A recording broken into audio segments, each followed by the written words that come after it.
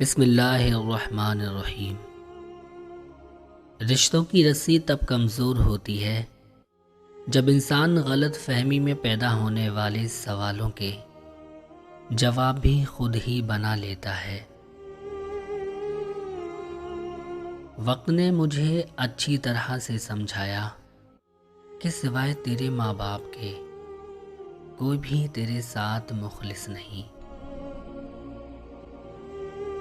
خاموشی اختیار کر لینا دب جانے کی علامت نہیں بلکہ ترجیحات کا فرق ہوتا ہے، کیونکہ ہر بات اور ہر شخص جواب کا مستحق نہیں ہوتا۔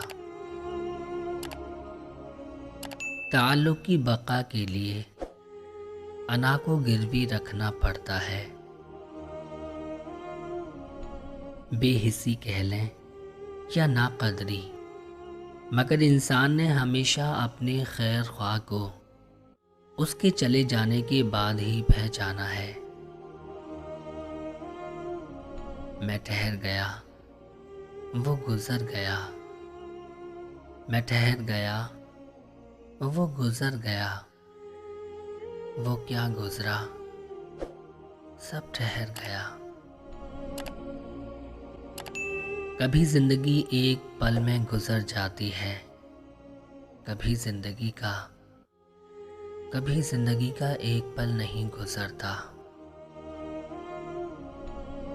زندگی کے کچھ اس مقام پر ہوں کہ میرے اندر کا انسان کہتا ہے خود پر کچھ رحم کر لو۔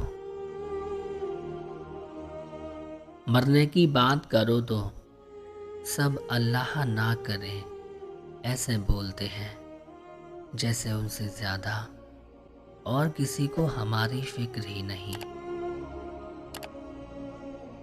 کسی کو غلط سمجھنے سے پہلے اس کے حالات سمجھو۔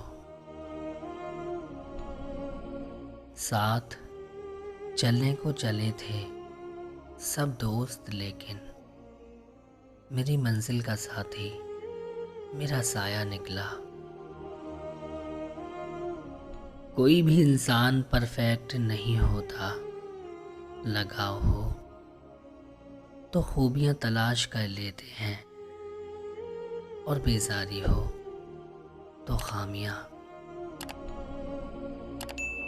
جب کوئی نہ سمجھ رہا ہو تب خاموش ہو جانا بہتر ہے۔